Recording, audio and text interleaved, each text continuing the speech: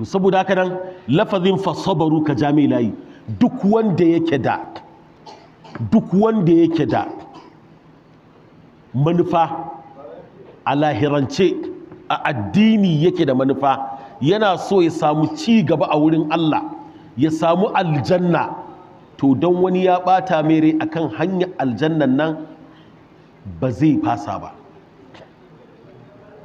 Wani ya fiddo ruwa yana badawa kofar gida yana zanne sai ya ji ana zagin shi.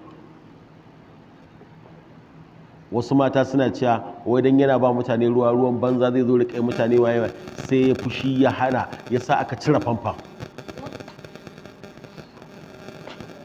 Kwana ɗaya biyu uku aka shiga wahalar ruwa sai ake gaya mani sai na fahimci shi ɗin namu ne. Kasan ba mu katsalan da sai in mun ga kai namu ne. In na je zan ganka in ma nasiha abinda ni nake cewa na zo in gaya maka na amma in ka yadda in ma in baka yadda ba kuma to shi kenan. Wanda kuma ita da na gida sai in ɗebo yadda na ga dama kai ka same ni. Wanda kuma muka haɗu masallaci to sai in gaya mashi saƙo a cikin hikima.